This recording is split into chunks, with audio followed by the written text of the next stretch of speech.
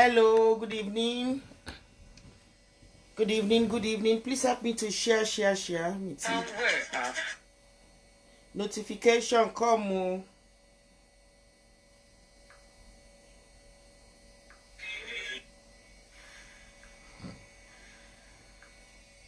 Help me to share.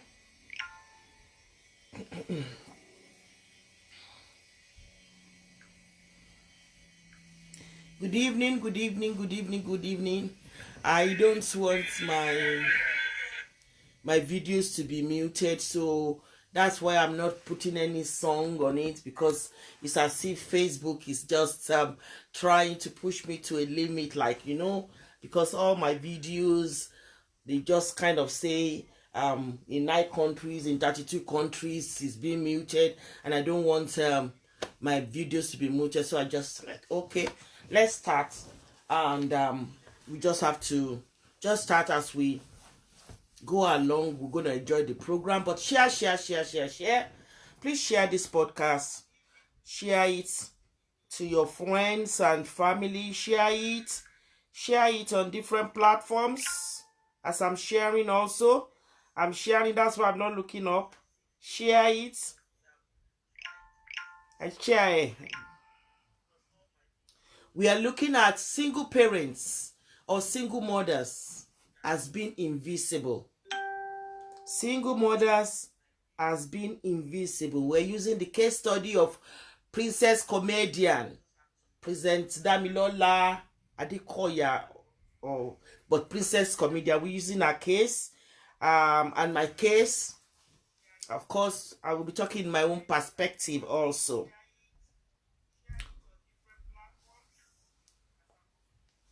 Share and share, please.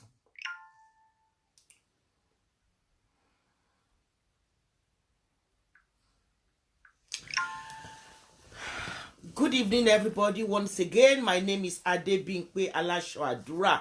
Ọmọ Àkúrẹ́ tó lómi méjì tó ń pè Jẹ̀jìlálà. Yeah, ibi tí wọ́n ti ń nájà méjì lórúkọ ibẹ̀ ni mo ti wá. Orúkọ mi ò yí padà. Adebimpe Alasoadura ni mò ń jẹ́. A máa sọ̀rọ̀ nípa invisible single parents. You know what? Kí ló ń jẹ́ invisible ni pé kò sí nǹkan tí single parents bá lè ṣe, kò sí bó ṣe gbọ́n tán, bó ṣe mọ̀ tó, àwọn èèyàn wọn ò ní rí dáadáa nípa ẹ̀. Nǹkan tí ò dáa òun ni wọ́n máa rí nípa ẹ̀. A dẹ̀ máa lo case study tó ń lọ lọ́wọ́lọ́wọ́ nípa case bàbá Ìjẹ̀ṣà àti Princess Comedian. Òun ni a máa lò láti fi, àti case study tèmi fúnra mi as obìnrin, as pé mo jẹ́ single parents. Òun ni a máa lò. Invisibility of women in generally ó wà across all cultures, nítorí pé gbogbo culture wa, ẹ jẹ́ kí n kí ẹ̀yin ènìyàn mi tí ti darapọ̀ mọ́ mi kí n tó máa bá ètò náà lọ. Bó ṣe ká mi lára sí, òun ni mo dẹ̀ ṣẹ̀dẹ̀ mọ̀ pé èmi ò dẹ̀ kí n like kí n máa pẹ́ ní orí ìkànnì yìí.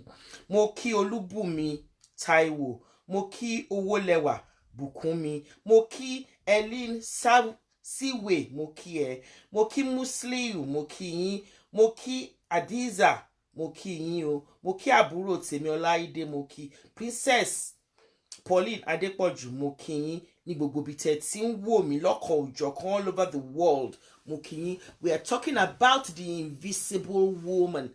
We are talking about the invisible woman, and Adé máa lo case tó ń lọ lọ́wọ́ tó ṣì ń trend. Ó ṣì ń trend torí pé ó ń trend náà la ṣe ń lò wọ́n. Òun ni case study. Ó ti yẹ kí n fi Ìyábọ̀ Òjó náà sí. Case study Princess Comedian and Ìyábọ̀ Òjó. Yes, Ìyábọ̀ Òjó as a single parent, as a single mother. So ìyẹn ni a fẹ́ sọ̀rọ̀ lé lórí ní alẹ́ yìí. Mo fẹ́ fi dá wa lójú wípé ní ìjìnjì ayé ọmọ obìnrin, good evening everybody. Ní ìjìnjì ayé ọmọ obìnrin kò sẹ́ni tó wù, kò sẹ́ni tó máa sẹ́ pé bí mo ṣe jí mò ń lọ sílé ìwé mò ń ṣe gbogbo ambition tàbí nǹkan tó wù ú láti ṣe bíi pé òun fẹ́ jẹ́ single mother nígbà táwa ń grow up nígbà tí irú àwọn princess tó ń grow àti Ìyábọ̀ Òjó anybody tó bá ti above 35 mi rò pé a máa jí but nísìnyí àwọn kan ti ń decide pé look I want to be a single mother nínú àwọn ọmọ tí wọ́n ń trend lọ́wọ́lọ́wọ́ àwọn 18 20 21 22 wọ́n ti ń decide bẹ́ẹ̀ fúnra wọn pé I'm not getting married, I'm just going to have my children. But nígbà tí irú àwa yìí tá à ń ṣe ọ̀sọ́rọ̀ ọlọ́mọge àti irú àwọn princess àti Ìyábọ̀ Òjó kò sí ẹnikẹ́ni tó wù láti jẹ́ single parent. Mo ti máa ń sọ ní orí ètò mi pé ẹni tí kòkó ẹ̀ bá wò tó bá ń yàn tó yanjú òun náà máa ṣe pé ó mọ kòkó wò ti single parent ò rí bẹ́ẹ̀ bí single parent bó bá ṣe àṣeyọrí àwọn èèyàn ò ní wò gẹ́gẹ́ bí single parents wọ́n máa sọ pé kí ni aṣẹ́wó òun ni òun wò ẹjọ́ jẹ́ kí n sáré gbé kọ́ọ̀lì mọ́mí mi ni hello ma ṣó ti dé.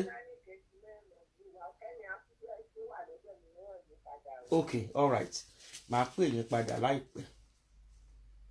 Okay ma, thank you ma. Okay. So àwọn ènìyàn bó sí bó ṣe bó bá ṣe nǹkan tó dáa bó ṣe nǹkan tó dáa wọn ò ní rí ẹ wọn ò ní rí nǹkan tó dáa lára ẹ nǹkan burúkú náà máa rí àwa tá dẹ̀ máa ń rí bẹ́ẹ̀ àwọn obìnrin lápọ̀jù ní gbogbo àgbáláyé àwọn obìnrin náà dẹ̀ tún ní ọ̀tá ara wa àwa náà la máa ń gbógun tira wa àwa la máa ń méjọ gbogbo èmi náà kò ṣe pé báyà mo ò bóbìnrin jà tóbìnrin bá ṣe nǹkan tí ò dáa àbáwí gbogbo wa la gbúdọ̀ jà a gbúdọ̀ máa bára wa jà ìyá àtọmọ ń jà ọkọ àtìyàwó ń jà àwọn yẹn ò sí nínú pé wọ́n stereotype èèyàn but when you stereotype tó jẹ́ pé àwọn míì wà tó jẹ́ pé wọ́n kàn fi pé ìgbéyàwó tàwọn yìí o torí pé àwọn mọ̀ ọ́ ṣe nígbéyàwó àwọn ṣe dúró ṣánṣánṣán kò sí nǹkan tó wá jẹ́ tó jẹ́ pé ẹni tí ò ní ìgbéyàwó tó bímọ tí ìgbéyàwó ẹ̀ ò dán mọ́rán tó jẹ́ pé along the line ìgbéyàwó ẹ̀ break kò sí nǹkan tó lè ṣe fún wọn kò sí nǹkan tó lè ṣe wọ́n máa ṣá ẹ mẹ́rẹ̀ ṣá ni nítorí pé kí ni ìgbéyàwó tí wọ́n dúró ni wọ́n dẹ̀ rò pé nípa agbára wọn nípa mímọ̀ ṣe wọn ni ìgbéyàwó tí wọ́n ṣe dúró. Kí ni mo fẹ́ ṣe ni pé Princess the comedian Princess Damilola the comedian tí à ń sọ̀rọ̀ ẹ̀yìn tí ọmọ ẹ̀ wà molested adoptive child ẹ̀ one of our adoptive children rather tó wà molested by Bàbá Ìjẹ̀ṣà àwọn èèyàn wọn rí nǹkan rere tí princess ṣe wọ́n gbé marriage princess wọ́n gbé síta ó ń fúnra rẹ̀ mo dúpẹ́ lọ́wọ́ Ọlọ́run wípé ó fúnra rẹ̀ ó ti ṣe nígbà tí marriage ẹ̀ kọ́kọ́ dàrú nígbà tó marry she got married in 2013 in 2013 and the marriage plus the courtship and everything I think it lasted about 6 to 7 months nígbà tí ìgbéyàwó ẹ̀ jáde tó dàrú tó dẹ̀ bẹ̀rẹ̀ sí ní ó gbọ́nra nù wípé wẹ́ kí ló ń fẹ́ ṣe ó kọ́kọ́ travel ó wá sí United Kingdom ó lò bí 2 or 3 weeks ó padà sí Nàìjíríà nígbà tó dẹ̀ padà sí Nàìjíríà pé life must go on kò ń ṣòro ní ìgbéyàwó ẹ̀ kọ́kọ́ máa dàrú àti rí àwọn tí ìgbéyàwó wọn ti dàrú nínú àwọn tí wọ́n jọ wà ní àwùjọ òṣèré yẹn tó dẹ̀ jẹ́ pé ìgbéyàwó wọ́n sì tún padà rí ẹni tí wọ́n tán fẹ́ràn wọ́n dẹ̀ tún forge ahead inú wọn ni Fúnkẹ́ Akíndélé wà Fúnkẹ́ Akíndélé ìgbéyàwó ẹ̀ kò dán mọ́rọ́ ṣùgbọ́n kò jẹ́ kí nǹkan tí àwọn èèyàn máa sọ àwa obìnrin ẹlẹ́nu rẹ́zọ̀ kò jẹ́ kí nǹkan tá a máa sọ kò jẹ́ kó gbé òun sílẹ̀ ó tún forge ahead ó lọ sí inú wọn náà lèmi obìnrin yìí wà kò sí nǹkan kan tí obìnrin ẹgbẹ́ mi lè sọ sí mi wàláì tó lè dùn mí nítorí pé mo mọbi tí mo ti bọ̀ mo mọbi tí mo dé dúró mo dẹ̀ mọbi tí supernatural power tí mo believe tó jẹ́ ọlọ́run nínú àwọn ọlọ́run ológo nínú àwọn ológo mo mọbi tó mú mi lọ. nígbà tí ìgbéyàwó Princess the comedian tó dàrú ó gbogbo ẹbí yẹn ó internalize ẹ̀ fúnra rẹ̀ kò sí interview tí wọ́n bá ṣe fún tí wọ́n bá pè tó bá ṣe interview gbà tó bẹ̀rẹ̀ sí ní sọ̀rọ̀ padà ó máa sọ yìí pé yà kí ni blur I don't know why it's blurring wow èmi gan rí pó blọ̀.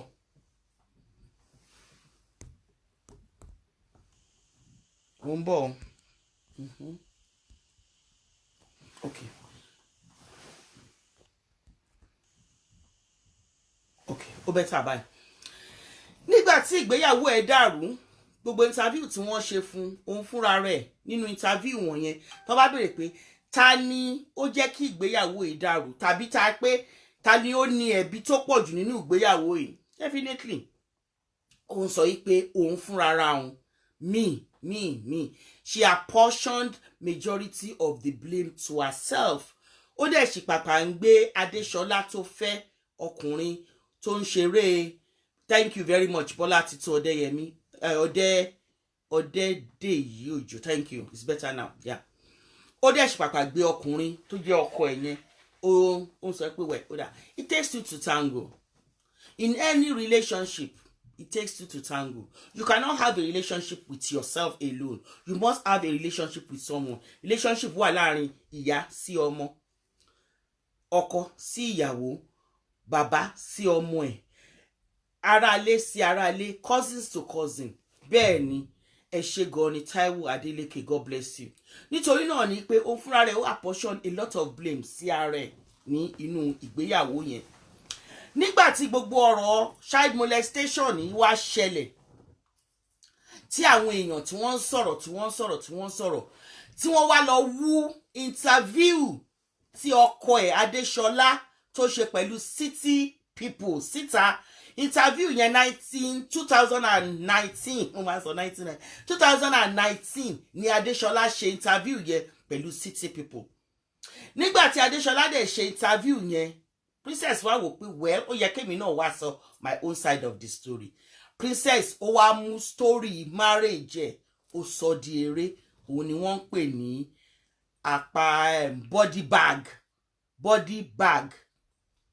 body bag bóyá àpamọ́wọ́ or something like body bag ṣáà ní title film tí Princess ṣe. Ẹ lọ wo body bag ó wà ní orí YouTube. Ẹ lọ wò ẹ rí pé story ara ẹ̀ ló sọ síbẹ̀. Tí ẹ bá wá wo story tí Princess sọ síbẹ̀ yẹn, ẹ wá rí bó jẹ́ pé nǹkan tó ṣẹlẹ̀ ní ìsìn tó jẹ́ pé ó wá jẹ́ kí Princess kó wá invisible. Wọ́n rí Princess as òun fúnra rẹ̀ mọ́, wọ́n wá ń rí in another dimension. Ọmọ tí nǹkan ṣẹlẹ̀ sí àpamọ́ra body bag àpòmọ́ra or whatever, body bag ṣáà ní orúkọ kìíní yẹn. Àwọn èèyàn wá rí Princess ní Princess mọ́, wọ́n wá ń wò ó ní nǹkan tó ṣẹlẹ̀ yìí because àwọn kan majority of àwọn tó dẹ̀ ń gbé tí wọ́n gbé ọ̀rọ̀ bàbá Ìjẹ̀ṣà rù, tí wọ́n sọ pé bàbá Ìjẹ̀ṣà wọ́n set up ni, bàbá Ìjẹ̀ṣà wọ́n jẹ́ kó fẹ́ wọnú káló, wọ́n fẹ́ pa bàbá Ìjẹ̀ṣà, wọ́n ti gbọ́ yí pé bí Nàìjíríà ṣe jẹ́ lawless country tó ó sì gbọ́ kéèsì sì bá lọ sí court.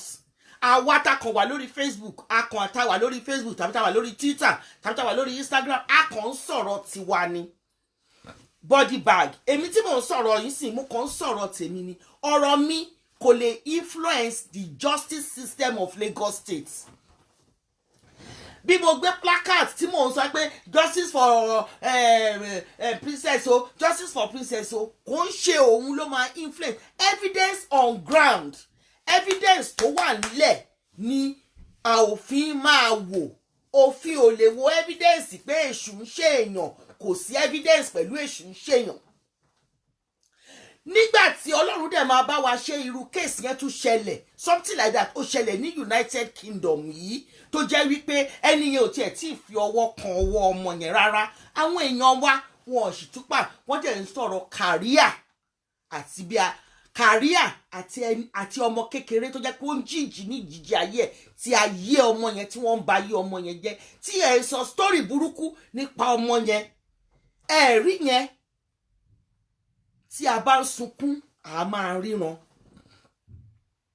Mo dẹ̀ ti máa ń sọ, mi ò mọ bàbá Ìjẹ̀ṣà rí, mi ò mọ Princess Dámilọ́lá rí, mi ò mọ kankan nu wọn rí, mi ò mọ Ìyábọ̀ Òjó rí. Today we are talking about the invisible woman. Who is an invisible woman? invisible woman ní pé obìnrin tó bá jáde bíi tèmi tó dúró ṣán, Ìyábọ̀ Òjó, Princess, àwọn obìnrin wọ̀nyí wọn ò ní ọkọ, they are single parents. Nítorí pé Princess jẹ́ single parent, nítorí pé kò bí ọmọ, ní orí social media yìí àti rí àwọn tó sọ pé kán lọ gba ọmọ lọ́wọ́ ẹ̀. Wọ́n ní kọ́ bàbá ṣe ń tọ́jú ọmọ. It is part of invisibility. It is part ẹ̀rí Princess yìí pé ó ní àwọn ọmọ tí Princess ń bọ́, tó ní foundation, tó ní charity fún, tó ń bọ́, kò fún wọn lówó, but ó ń bọ́ wọn every two weeks or every other week. Ó máa wá fún wọn ní oúnjẹ ní àdúgbò kan lẹ́kọ̀ọ́. Wọ́n máa tò gbogbo àwọn kéékèèké ibẹ̀, wọ́n á tò, ìsídà kò fún wọn lóúnjẹ, ìsídà kò fún wọn ní bàtà, ìsídà kò fún wọn ní aṣọ. Ẹ̀rí yẹn nífà pé kò bí ọmọ láti òbú ẹ̀ jáde, wọ́n ní kó lọ gba àwọn ọmọ lọ́wọ́ ẹ̀. Invisibility kan nìyẹn. Ẹ̀rí iṣẹ́ rere tó ń ṣe, ẹ̀rí gẹ́gẹ́ bí obìnrin tó dá pé, ìyẹn ni invisibility. Kò sí ẹni tó rí single parent gẹ́gẹ́ bí obìnrin tó dá pé tí nǹkan bá ṣe single parent, àbùkù yẹn náà máa fi kàn wá ní kò ṣe ní jẹ́ bẹ́ẹ̀, ṣebí single parent ni kò lè mọ̀ ṣe. Àwa ọmọ ṣọmọ yẹn lẹ ń sọ̀rọ̀ pé ẹ mọ̀ yẹ́ ẹ ni Adebimpe Alasoadura ló bì, ẹ mọ̀ pé kò sí nílé ọkọ, òwú ìyàgbọ̀n náà lọ́mọ máa rán ẹ̀rí bó ṣe rìn, ẹ̀rí bí ìwà ìyá ìlú wà nú ẹ̀ nígbà tí bàbá ò sọ. Ẹ̀rí àwọn bàbá àwọn ọmọ wọ̀nyẹn, ẹ fi àwọn bàbá àwọn ọmọ wọ̀nyẹn sílẹ̀, ẹ idolize wọn. Invisibility. Àwa tó jẹ́ pé àwa ń tọ́jú àwọn ọmọ wa, àtọmọ tá a fi òbó wa bí, àtàwọn ọmọ tá a bí pẹ̀lú ikùn wa. Àwọn ọmọ wọ̀nyẹn ẹ máa wo nǹkan tó bá ṣẹlẹ̀ sí àwọn ọmọ wọ̀nyẹn, ẹ fi máa bú àwa. Tí n bá kọ́lé tàbí tí n bá ra mọ́tò bó ṣe wà sí kí n sọ pé guys, hello guys, come and look at my car. Ìdajì àwọn tó wà lórí kí wọ́n máa ṣe pé aṣẹ́wó ni, ṣebí ọkùnrin ló rà á fún. It is part of invisibility. It is part of invisibility. Torí pé ẹ rí pé mo lè rà fún rárá mi, ṣùgbọ́n tí n bá jẹ́ pé mo wà nílé ọkọ ni, tí mo ní guys come and look at the car, ẹ ti believe pé n tí mo bá ní ọkọ mi ló ní, n tọkọ mi bá ní òun náà ló ní. Ẹ máa sọ pé thank you daddy, congratulations, nǹkan tẹ́ máa sọ nìyẹn. Ṣùgbọ́n tó bá yẹ pé a single parent ló gbé bọ́ta pé òun ra mọ́tò tuntun, ẹ máa sọ wípé ọkùnrin kan ló rà fún. Bí Ìyábọ̀ Òjó ṣe bọ́ síta làwọn kan ti ń sọ story ẹ̀ ní Manchester nígbà tó wá, wọ́n dó papapapa, wọ́n dó pòpòpòpò. Ẹjọ́ kí ló bò wà fún? Dídó ló bò wà fún. Nítorí pé èèyàn dẹ̀ ti jẹ́ single parent or single person, ṣé kò wà entitled láti dóko tàbí láti dóòbò tàbí láti dó anything tó bá wù láti dó mọ́? Good evening, Dorcas Adeyinka. Mo ti rí àwọn admin mi níbẹ̀ yẹn. Ẹ ṣé, mo dúpẹ́ gbogbo ẹ̀yin admin mi. God bless you. I love you so much. Nǹkan tá à ń sọ ni wípé ẹ máa wò wá gẹ́gẹ́ bí èèyàn tiwa. Many of you tẹ́ ṣe pé ẹ marry náà ní tó jẹ́ pé aṣọ lẹ fi ń bojú marriage yín. Stop seeing single parents as not as invisible. See us as a person. Mo rí ẹ ìyá mi Ọláyínká TNT, Olúyínká TNT, mo rí ẹ nurse tó gbòye. God bless you. I love you, darling. Gbogbo ẹ̀yin tó kù náà ni mo rí bí ẹ ṣe lọ, Rachel mo rí yín. Nítorí náà ni pé tí single parent bá dìde, tí ọmọ wa ò ṣe dáadáa, ẹ máa sọ wípé nítorí pé a jẹ́ single parent ni. Ẹ nítorí pé nǹkan tá à ń wá, gbogbo ohun tó dàbí bí okó, owó, ohun tá à ń wá òun ni ò jẹ́ kí àwọn ọmọ wa ṣoríire. Ẹ jọ̀ọ́, kò sí bá a ṣe bá move sọ́tún a win, bá move sósì a win. Invisibility yẹn ṣá rí wa àjámọ́ nǹkan kan lójú yín. Single parents dẹ̀ jámọ́ nǹkan kan. We have to give our single parents a voice. Tó bá jẹ́ wípé princess comedian ó ní ọkọ nílé, tàbí wípé Ìyábọ̀ Òjó tó jáde ó ní ọkọ nílé, mo believe pé gbogbo àwọn tó ń support bàbá Ìjẹ̀ṣà lónìí wọn ò ní support bàbá Ìjẹ̀ṣà bí wọ́n ṣe ń support tó bàbá Ìjẹ̀ṣà. Nítorí pé mo wo àwọn tó ń support bàbá Ìjẹ̀ṣà, ọkùnrin ló pọ̀ jù nínú wọn. Àwọn obìnrin tó dẹ̀ tún support ẹ̀ ní àwọn obìnrin tó jẹ́ pé wọ́n believe pé àwọn lọ́kọ nínú ilé. Ẹ̀ẹ́dẹ̀ lè sọ wá di invisible. we have to be visible. We have to be visible with our voice. And that was exactly what Iyabo Ojo did. She went all out to be visible with her voice. Kò sí nǹkan tá a ṣe tó dá lójú yín. We are being ignored. We are being disrespectful, single parent, because people see us as invisible. The fact pé obìnrin kan ó ṣe ilé sí ojú tí orí Instagram pé Ọlọ́run ṣeun o, Ọlọ́run kọ́ ilé ayọ̀ fún mi. Ìdajì àwọn tó máa kọ́ síbẹ̀ ṣé bí padà ṣàdúrà ẹ̀ mọ̀ ọkùnrin mẹ́ta ló máa bímọ fún. Ṣẹ́wọ́ ọwọ́ ọkùnrin ló ti gbowó. Believe pé iṣẹ́ ọwọ́ wa ó tó wá jẹun. You have stigmatized us in all wrongful places and made all our efforts to be invisible. Ṣé àwọn tí wọ́n marry, ṣé àwọn ọmọ wọn kì í ya burúkú ni? Màá fi case kan ní 2015 ní redemption camp.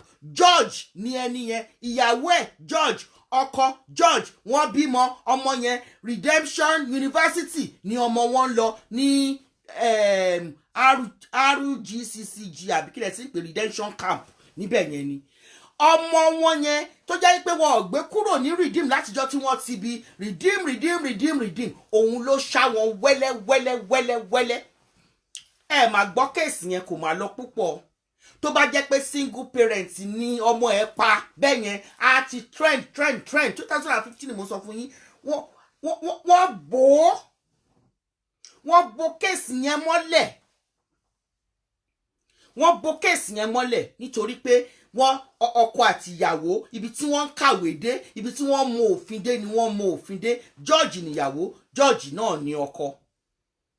Ọmọ wọn ló dẹ̀ pa ọkọ ẹ̀, ó pa bàbá ẹ̀, ó gé bàbá ẹ̀ wẹ́lẹ́ nínú redemption camp yẹn tí ó wà ní orí express Ìbàdàn expressway yẹn, Lagos Ìbàdàn expressway, ibẹ̀ ló ti ṣẹlẹ̀. Ṣùgbọ́n tó bá jẹ́ single parents ni ẹ ní rí nǹkan, ẹ bá rí mẹ́tànlá tó ṣẹlẹ̀ níbẹ̀. Nínú body bag tí Princess Damilola tó ṣe àti nǹkan tí city people gbé jáde about 2 weeks ago, nítorí àwọn tó bá follow trend mi mo sọ pé mo máa sọ̀rọ̀ nípa ẹ̀.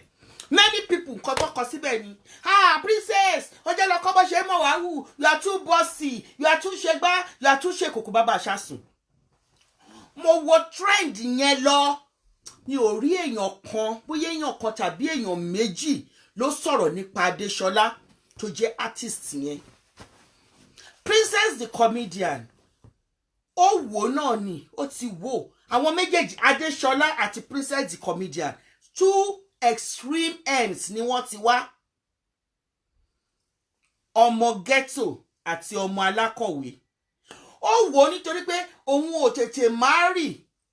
Ó wá wò pé bóyá tóun bá fẹ́, bóyá bí tọ́lọ́run fẹ́ kóun lọ, bí tọ́lọ́run ti fẹ́ kóun ní ìrẹ̀lẹ̀, humility ni kóun gba ọkùnrin. Ó dẹ̀ fẹ́ gẹ́gẹ́ bí láti ìgbà tó ti fẹ́ra ní ọkùnrin yẹn ló ti wà narcissist. Bó ṣe gorí Princess báyìí àtijọ́ náà ni ọ̀rọ̀ kò bá kùn gbé, ọ̀rọ̀ èṣù wípé kó sọ pé orí ẹ̀ ò pé ta ló mú kí. You need to go and look at that film and then match the film with the interview together. Àwọn èèyàn wọn ò gbé interview yẹn jáde 6 months ago. Ó ṣe wá jẹ́ pé ìgbà tí ìṣẹ̀lẹ̀ yìí ṣẹlẹ̀ ni wọ́n gbé interview yẹn jáde. Ìgbà tí wọ́n wá gbé interview yìí jáde, àwọn obìnrin náà ni mo rí tó ń kọ síbẹ̀ pé you are too bossy, you are very controlling, you are very manipulative, you are this, you are that. You made Princess invisible in this case. Princess ni ọmọ ẹ̀ ni wọ́n molest ẹ̀. Ọmọ Princess lẹ tún purọ́ mọ́ ipe kò ń ṣe 24 years ni, kì í ṣe 14 years. Ọmọ Princess lẹ ń castigate pé ó ṣe jókòó síbi tó wù nínú pálọ̀ ìyá ẹ̀. Ọmọ Princess òun ni gbogbo nǹkan tí ẹ̀ ń ṣe. Ẹ rí ọmọ yẹn, you have made that child so invisible like the mother. Kò sí èèyàn kankan tó béèrè welfare ọmọbìnrin tá à ń sọ̀rọ̀ ẹ̀ yìí. Release Baba Ijesha. Baba Ijesha must come out of the prison. Why is Baba Ijesha still in the prison? Everybody knows that the offense, molestation that is being charged for is bailable.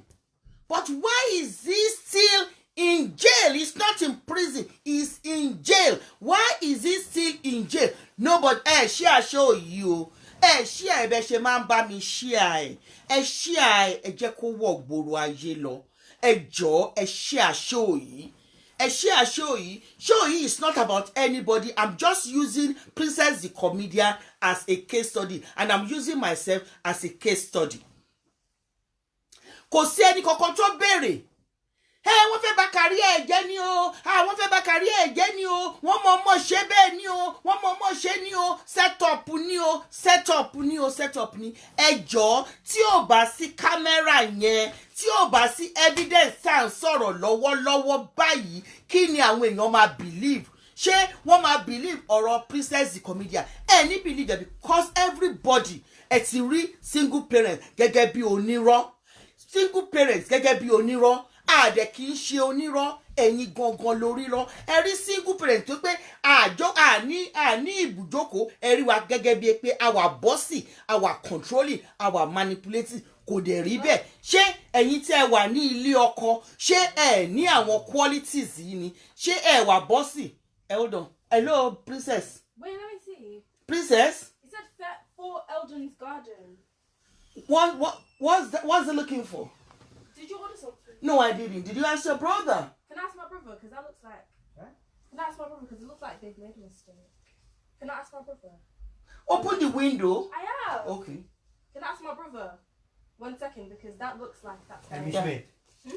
Is it Emmy Smith? Oh, no, that's not one. Okay. Okay, that's not us, yeah. Àwọn ọmọ wa tó máa ń order oúnjẹ all the time. Oúnjẹ wà nílé o, ẹ ti order oúnjẹ.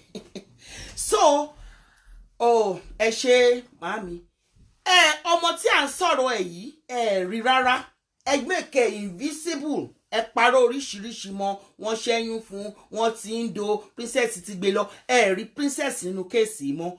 Ọkùnrin tí gbogbo wa rí nínú fídíò wípé ó molest èèyàn, òun ni ẹ sọ wípé kán release. Wọ́n dẹ̀ dídì fi sínú ibi tó wà. Nǹkan tó ṣẹlẹ̀ ní pé àwọn judicial people wọ́n wà on strike.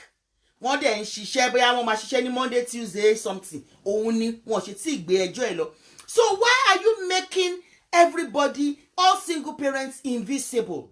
We are not invisible. You ignore our cry because we are single parents. When Iyabo Ojo came out and started like clamoring that Emma release, she was just saying her own to support Princess. You came out with all types of story against Iyabo Ojo. Bó ṣe bá pastor kan sùn, bó ṣe gbowó, bó ṣe bẹ̀rẹ̀, bó ṣe jẹ́ pé òun àti Kẹ́mi Olúnlọ́yọ̀. Ẹ rí nǹkan gidi kan sọ nípa Iyabo Ojo. Ẹ gbé ọmọ ẹ gbé sí orí internet, ẹ bẹ̀rẹ̀ sí ní bully ọmọ ẹ rí nǹkan gidi kankan sọ nípa ẹ̀.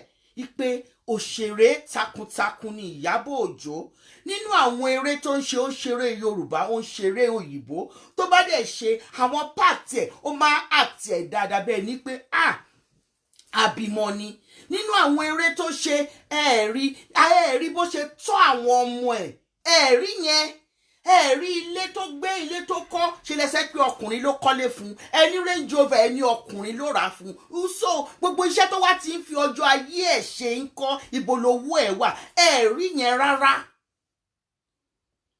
Àwọn nǹkan tí ò dá òun lẹ gbá tì nídìí, tẹ gbárùkù tí, tẹ gbádìí tí. Ìyẹn ò dá.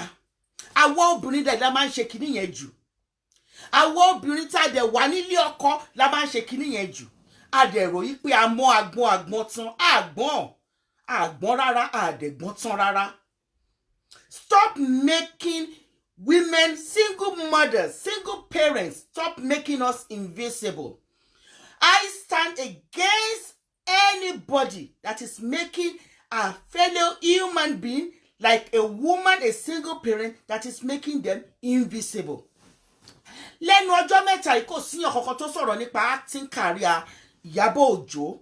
gbogbo nǹkan tó ti ṣe sẹ́yìn bó ṣe ń help àwọn ọmọ àwọn Yorùbá nation dìde ṣé rape nìkan wọ́n ti rape àwọn Fúlàní wọ́n ṣe gbogbo ẹ̀ wo case yẹn in isolation ń wò nationally mélòó ní Ìyábọ̀ Òjó fẹ́ dìde nínú àwọn rape case èyí tó mọ̀ ló dìde fún kó gbé àwọn tó rape ẹ̀ náà jáde kó gbé wọn jáde àwọn 5 tó ná rape òun kó gbé wọn jáde. It's up to her.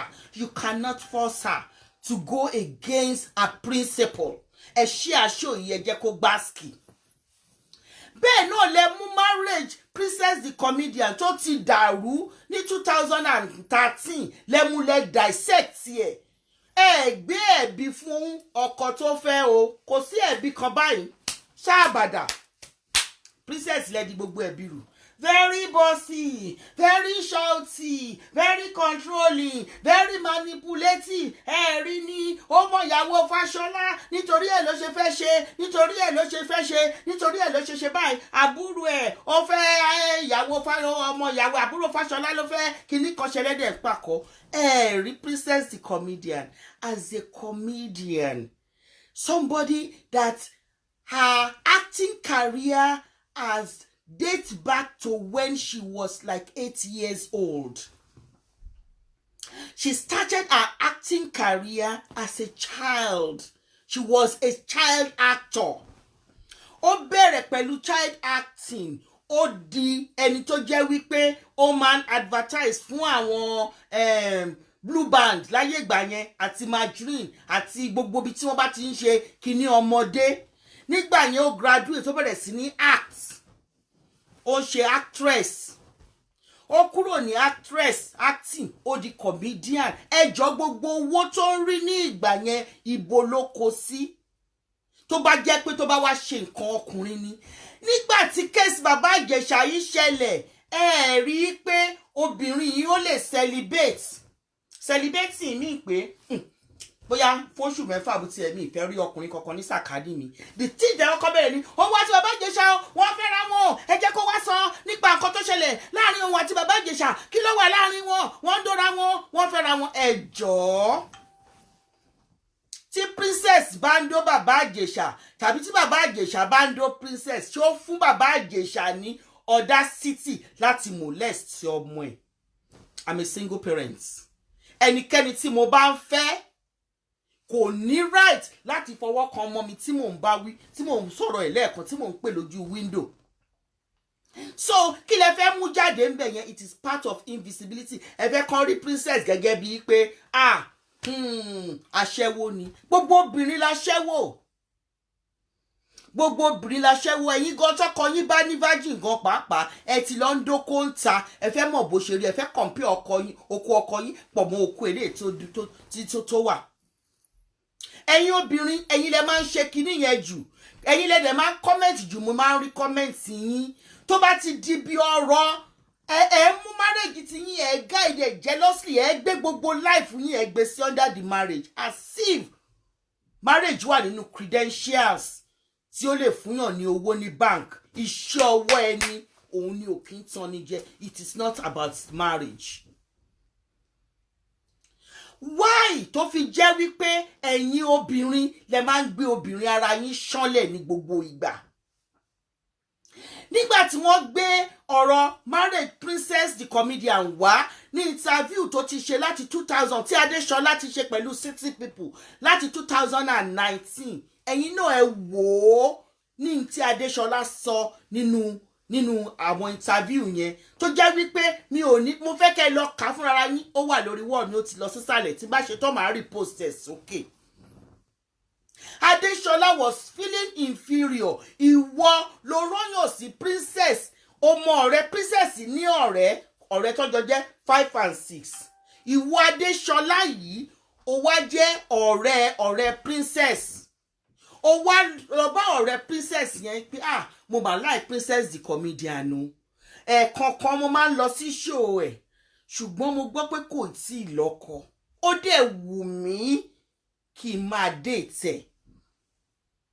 Ìwọ ló wá bá ó ti mọ̀ yí pé onífìtìn fínrìn ni ó mọ̀ pé olóyìnbó ni ó mọ̀ pálákọ̀wé ni ó dẹ̀ mọ̀ pé inú ghetto ni ìwọ ń gbé.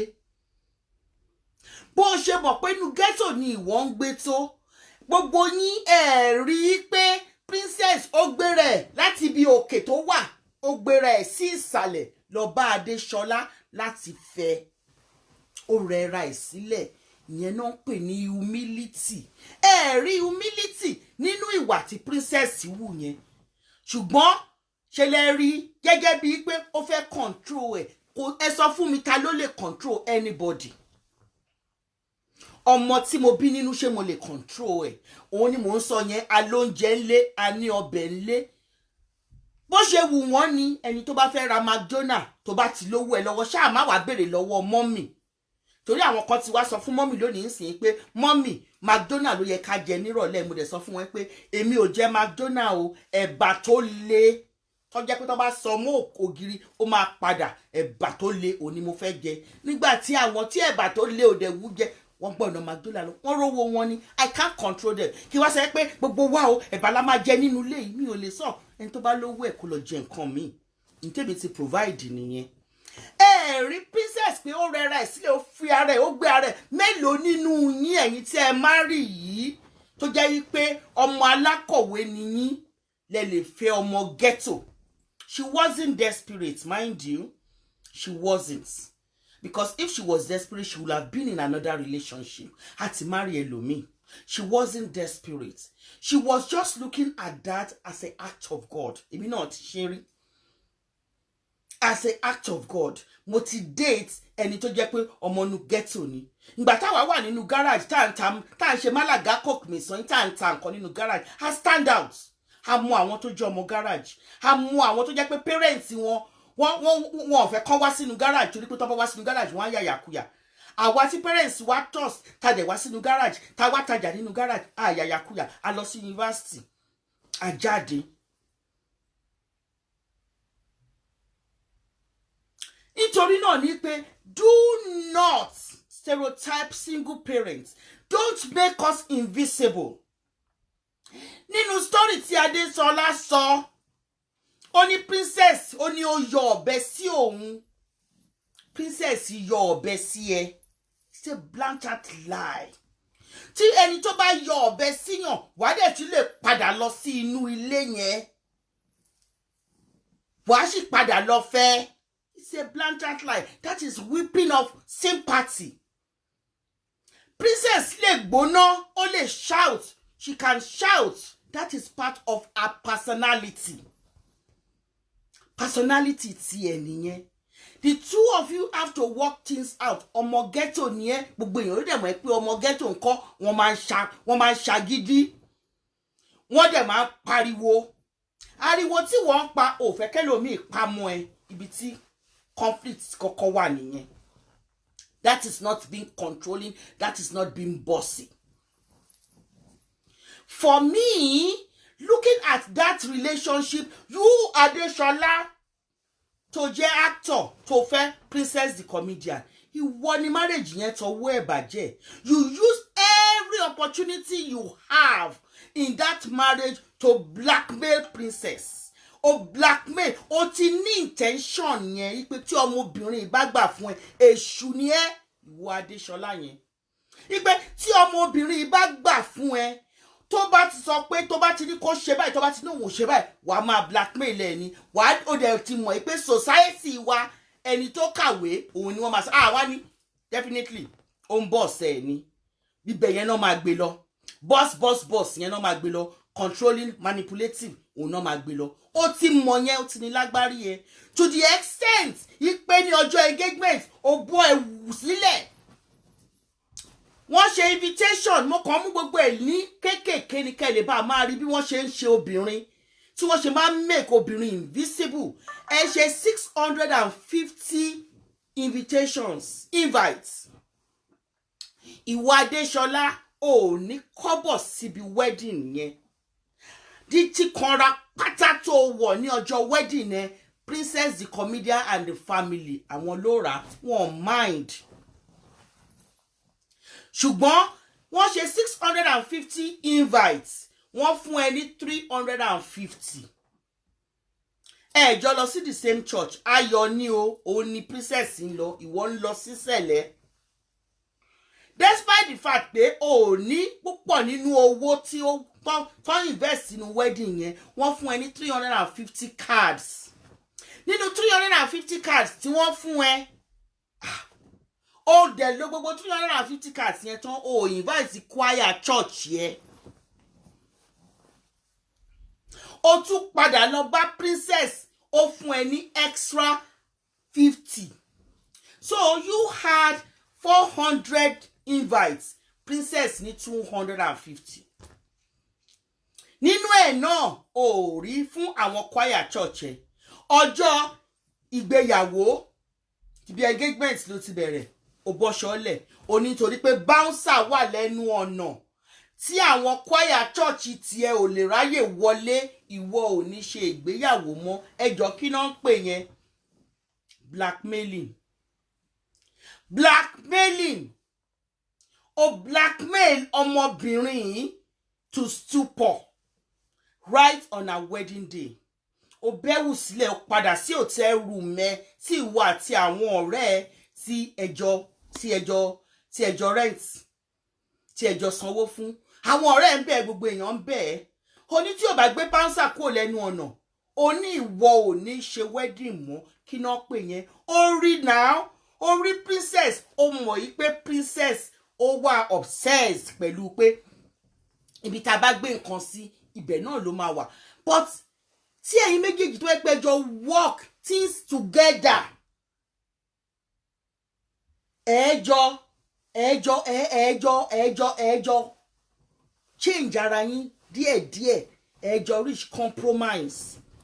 But you, Adeshola, ìwọ gangan ló wà controlling, ìwọ gangan ló ní manipulative skills lọ́wọ́. It is not princess. But we women, we made princess so invisible. Àwa la pọ̀jù láyé, àwa dẹ̀ la máa make ara wa invisible, especially the single parents. Nobody ló sọ yí pé wow, why would you treat your spouse, your best, your heartbeat, your better half on a wedding day like that? Nobody said that. In that skinny, gbogbo yín, oh, she's very bossy, she's controlling, look at her, oh, no wonder she cannot marry, no wonder she didn't have a child, no wonder she didn't do that, no wonder she didn't do that. Ẹ̀yin obìnrin náà lẹ kọ síbẹ̀. Nobody saw Adeshola the gigolo as a gigolo. Nobody saw Adeshola as a gold digger. You, Adeshola, you never loved princess, because princess teba love ara yin, you went for counseling, and the only thing princess mistake the princess ṣe o náà dẹ̀ ni ló dẹ̀ máa ranu mọ́. It's better to have a broken relationship than to have a broken marriage, and that was what I did exactly in the case of Gaddafi. It is better for me to have a broken relationship than to have a broken marriage. Marriage was not broken. Marriage me was a very, very good and perfect marriage. Iku onlo da marriage me. Every other thing was a relationship. I never married those men. And I leave them. If I see that you want to blackmail me, you want to control me, you want to malign me, I leave you. Or I see pé o fẹ́ dọwọ́ bò bí mọ́lẹ̀, o fẹ́ kí n ṣe rere, máa fi ẹ́ sílẹ̀. Nobody saw the pain of a woman on a wedding day being blackmailed. You didn't see that. Ẹ share ètò yìí, ẹ jẹ́ kó wọ̀ gbòòrò ayé lọ. Mi ò gbọ́ rí kí ọkọ ìyàwó bẹ́wù sílẹ̀ kó gbé apẹ̀rẹ̀ wọ̀ ní ọjọ́ wedding kó sọ pé torí pé bouncer wà lẹ́nu ọ̀nà. Tó fi jẹ́ wípé Mrs. Fashola ló wá pè ẹ́, ló tún fi owó bẹ́ẹ̀ pé kán gbé owó wá fún ẹ 100,000, kán gbé wá fún ẹ ní hotel room ẹ, ló tó gbé ẹ̀wù wọ̀, ló tó wá síbi wedding ẹ. Ta ni ó ṣàìmọ̀ yìí pé wedding yẹn ò lè last? Ta ni nínú yín ni ọkùnrin lè ṣerú ẹ̀ fún tí a wá fún ọkùnrin yẹn ní heart ẹ̀ wholeheartedly? Subasu gegele mashe.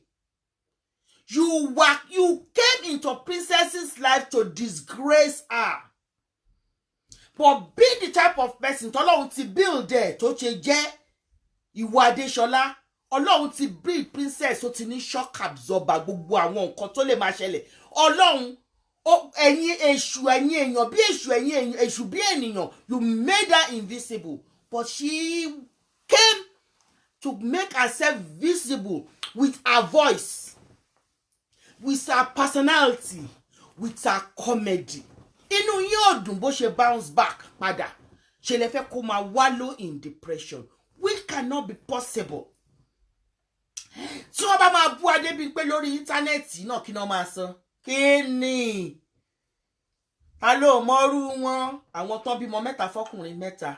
Kò lè pull me down. Ẹ̀yin tẹ́ bímọ kan fún ọkùnrin, tẹ́ bímọ mẹ́ta fún ọkùnrin kan ṣoṣo. Ẹ fi ìgbésí ayé yín ẹ fi hàn mí. Ẹ fi ìgbé ayé yín ẹ fi hàn mí. Ní ọjọ́ wedding day ẹ̀ gangan. Àjàtì torí pé bouncer wà lẹ́nu ọ̀nà. A dẹ̀ ti fún ẹ nínú 650 invites tá a ṣe.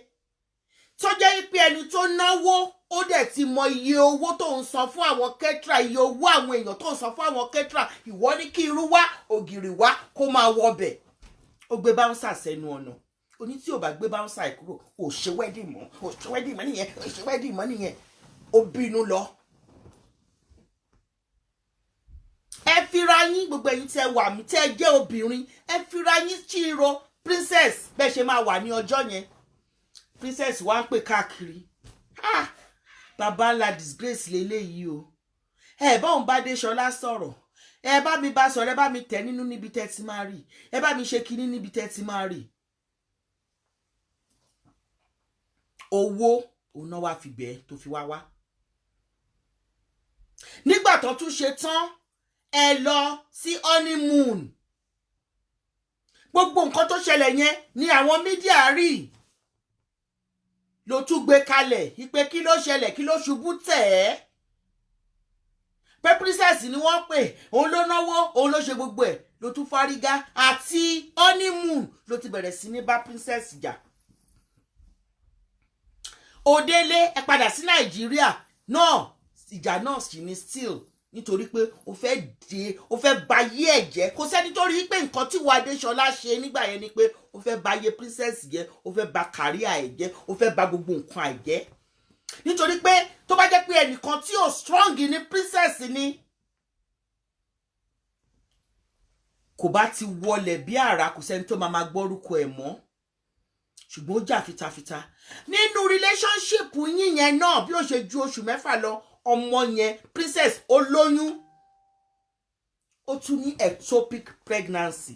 Kí ló ń jẹ́ ectopic pregnancy? Ectopic pregnancy ni pregnancy tó jẹ́ pé ó ń dàgbà sínú fallopian tube tí ó sọ̀kalẹ̀ sí inú uterus. Majority of the time operation no máa ń ṣe, wọ́n á gé fallopian tube yẹn, wọ́n á gé dànù. And majority of the time ni pé that is the only fallopian tube tó yẹ pé ní bóyá nínú ọdún kan tí ẹyin bá máa sọ̀kalẹ̀, fallopian tube yẹn náà ló máa ń ṣiṣẹ́ ju the second fallopian tube ó kàn wà ń bẹ as extra, kì í sábà ṣiṣẹ́ ní gbogbo ìgbà. Ó wọ́pọ̀ nínú obìnrin tó jẹ́ pé tí fallopian tube ẹ̀ bá ń ṣiṣẹ́ tó jẹ́ pé ẹyin kan máa sọ̀kalẹ̀ lóṣù yìí ní apá ọ̀tún, ẹyin kejì máa sọ̀kalẹ̀ ní apá òsì ní oṣù tó ń bọ̀. Bí wọ́n ṣe gé fallopian tube ọmọ yẹn lọ nìyẹn. Ẹ ò rí yẹn, you did not see the pain of the unborn child and her body part that you, Adéṣọlá, have taken away from her. You people did not see that.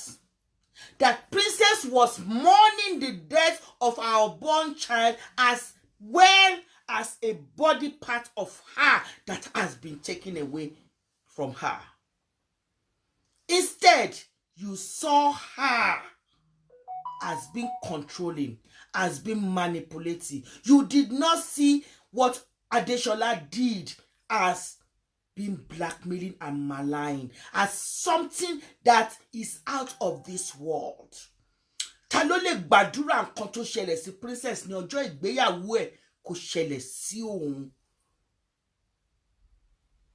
Ìyẹn tí ẹ gbúdọ̀ dábàá ẹ̀, asọ́kùnrin ò tí ẹ gbúdọ̀ dábàá ẹ̀. Many of the plays and àwọn nǹkan tó ń ṣẹlẹ̀ láyé ta máa ń gbọ́ pé no show at the wedding. Ọkùnrin, ẹ̀yin ọkùnrin lẹ máa ń fà á. Ẹ̀yin ọkùnrin lẹ kì í show níjọ́ wedding. You don't know the stress and the agony and the pain in which you put such a woman. That is invisible woman for you. Nobody saw your pain, Princess the comedian. Nobody saw your pain that you lost a baby. Nobody saw your pain that your body parts had to be cut in order to bring the dead fetus that was growing in your fallopian tube. Nobody saw that pain. That was invisible to the world. Nobody. Rather, they saw Adeshola as the one that is the victim, whereas a princess is the victim. And that is exactly what we are seeing in this case of Baba Ijesha saga. Baba Ijesha is not the victim. It is that poor little child that is the victim. The poor little child is the victim. Nobody is talking about her. And the people that are talking about her in a derogatory way. You have made that child so invisible. You lied about her age. You said she was pregnant. You said they took her to the doctor to go and do evacuation for her. Women, don't you have a heart? If the men are saying it, must you corroborate it? Don't you have children? After all, I'm more class to yẹ kí ọmọ 14-year-old wà ní Nàìjíríà. I'm mọ̀ pé wọ́n education wọ́n máa fast ní Nàìjíríà ń gbà mí. But I'm more class tó yẹ kó wà. I'm mọ̀ bá ṣe lè trace ẹ̀. Tẹ̀yìn tẹ̀ sọ pé ẹ ní facts and figures lọ́wọ́.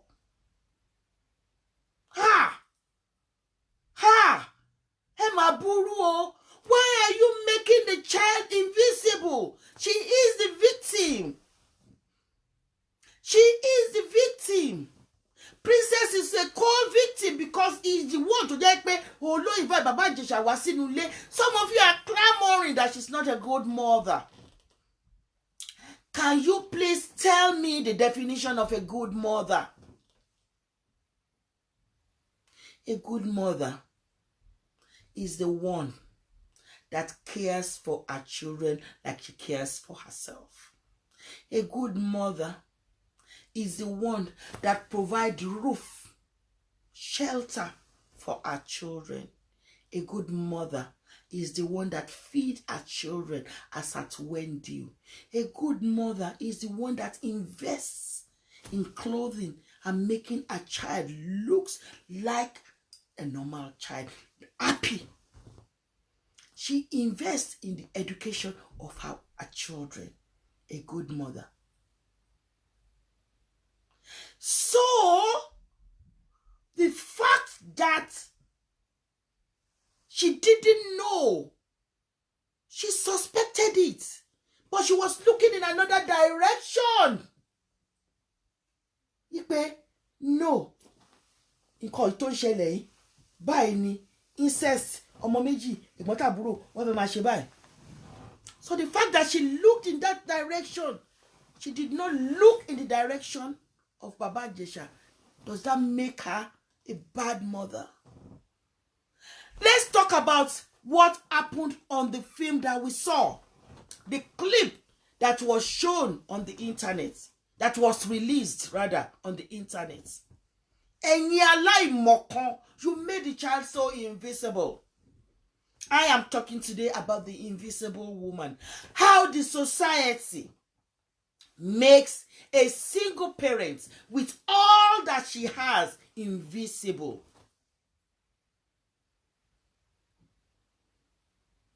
Bí mo ṣe jókòó yìí, And kilo wọ̀, kilo kó sí. Bolo ti rí yaringi tó kó sí gan aṣẹ́wó òṣì. No, all because I am not married. You make me láṣẹ́wó now. The fact that I am not married does not make me aṣẹ́wó.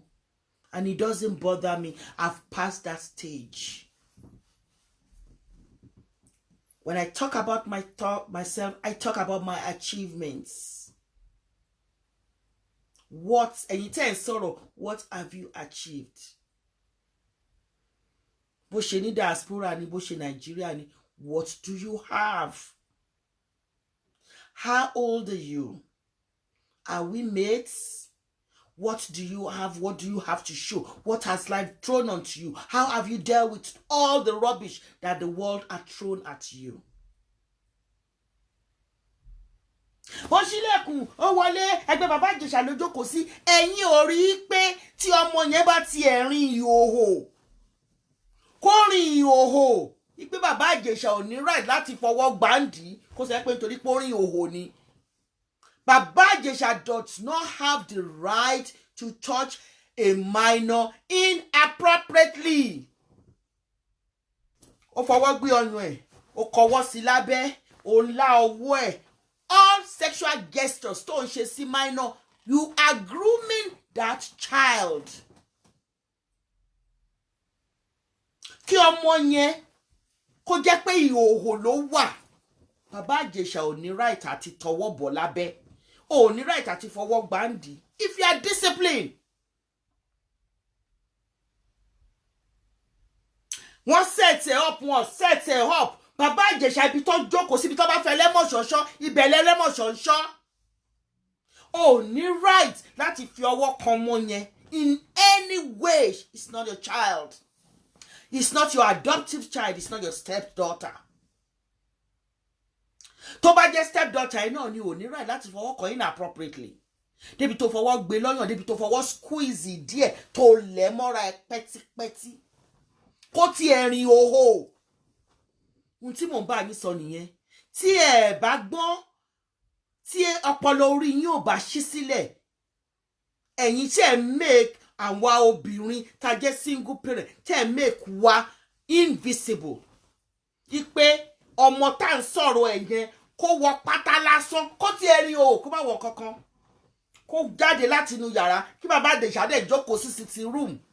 Kò ní right láti lọ bòrágì ọmọ yẹn. Bó ṣe bòrágì ẹ̀ yẹn.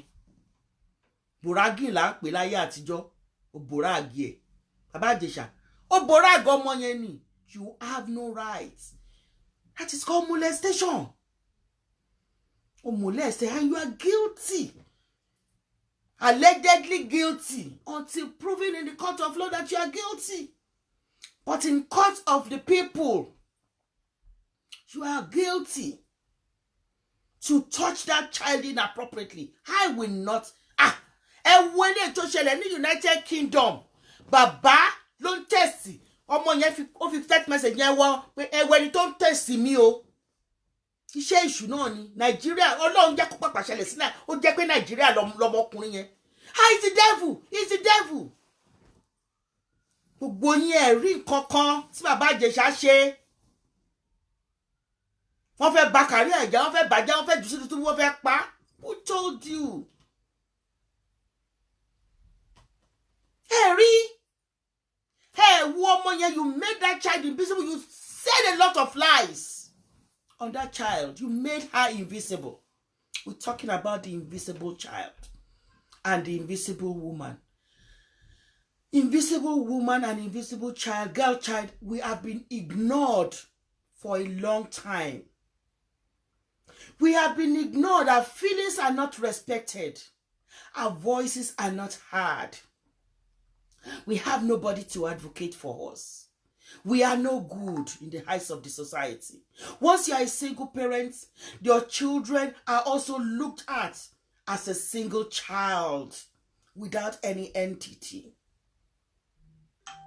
Our children are not looked at as a proper child. They are looked as if they are illegitimate children, whereas they are not. They are very legit. Don't underrate us anymore. Don't underestimate us anymore. Don't ignore us anymore. Stop making us invisible. And that is why we are speaking out. That is why we are raising our voices. And we are saying no to invisibility of the girl child and single parents. I think I've dissected it enough to know that child na child. Omo ni omo. A molester is a molester. A pedophile is a pedophile. Single parents are women of honor. They are to be respected and not demeaning. Stop demeaning us. Stop saying what we are not. Look between the lines and see that we have been wronged and we have been pained.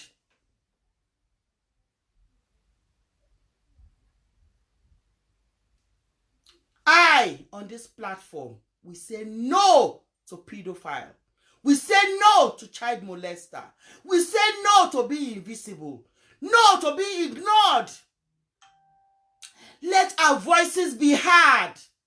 And we shall continue to raise our voice with all our might and say, because we are single, we are mothers. We know how to do things. Our children are legitimate. Don't underrate us and stop demeaning us. Single parents are worthy of good recognition. On that note, I say good night and God bless you all.